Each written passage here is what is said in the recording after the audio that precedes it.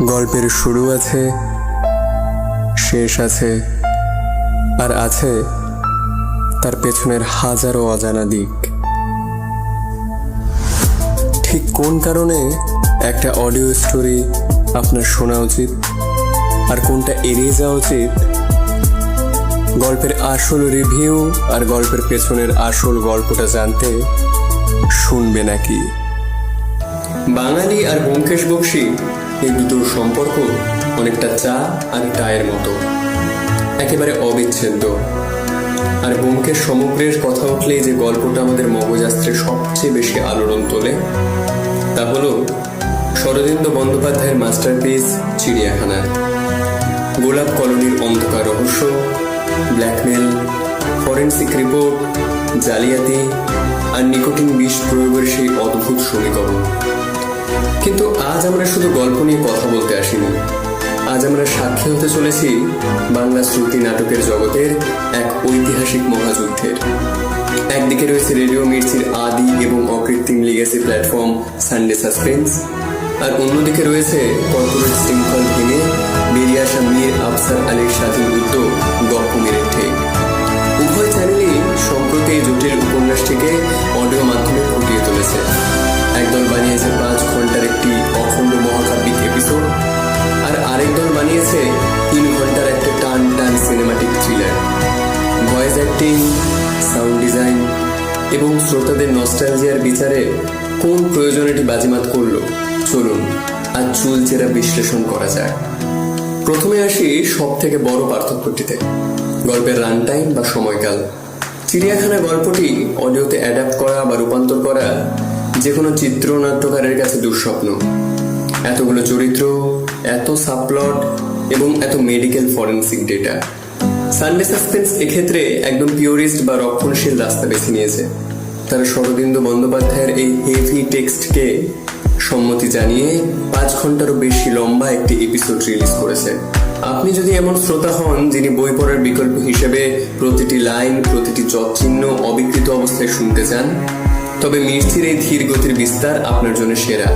অন্যদিকে গোধূলি শর্মার তত্ত্বাবধানে গপ্প মীরের ঠেক এই বিশালাকার উপন্যাসটিকে 3 ঘন্টা 4 মিনিটে নামিয়ে এনেছে। না, তারা গল্পের কোনো মূল অংশ বাদ দেয়নি, বরং তারা একটি সিনেমাটিক কম্প্রেশন টেকনিক ব্যবহার করেছে। অপ্রয়োজনীয় বর্ণনা ছেটে ফেলে দ্রুত সংলাপ এবং সাউন্ড এফেক্টের মাধ্যমে তারা গল্পের পেস বা গতিকে মারাত্মক ফাস্ট করে দিয়েছে। আপনি যদি যাতায়াতের পথে বা অফিসের কাজের ফাঁকে টানা থ্রিল উপভোগ করতে চান, তবে মীরের ঠেক আপনাকে এক মুহূর্তের জন্যও বোর হতে দেবে না। শ্রুতি নাটকের আসল প্রাণ হলো ভয়েস অ্যাক্টিং। গপ্প মীরের ঠেকে আমরা পেয়েছি মীর, সুমক এবং বিশ্বজিতের মতো শক্তিশালী অভিনেতাদের। মীরের ব্যারিটন ভয়েস ন্যারেশন নিয়ে নতুন করে কিছু বলার নেই, তিনি নিজে একটি প্রতিষ্ঠান। বহু চরিত্র সম্বলিত এই চিড়িয়াখানায় ইন্সপেক্টর পরাণ, ডক্টর ভুজঙ্গধর বা ব্যোমকেশের আলাদা আলাদা ভয়েস টোন মেনটেন করাটা খুব জরুরি ছিল, যা তারা অত্যন্ত নিপুণভাবে করেছেন। কিন্তু সোশ্যাল মিডিয়া এবং রেডিটের কমেন্ট সেকশন ঘাটলে দেখা যায় শ্রোতাদের মধ্যে এক বিশাল মেরুকরণ। একদল বলছে মীরকে ছাড়া সানডে সাসপেন্স এখন অতীতের কঙ্কাল মাত্র।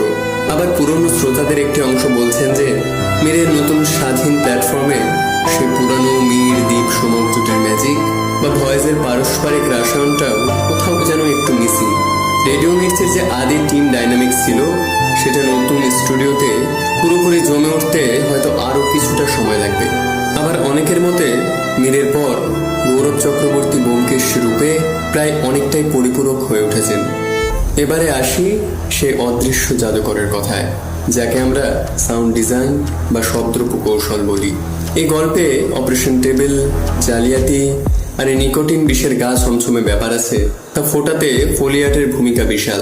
গপ্প মীরের থেকে প্রদ্যুৎ চ্যাটার্জির সাউন্ড ডিরেকশন অত্যন্ত আধুনিক।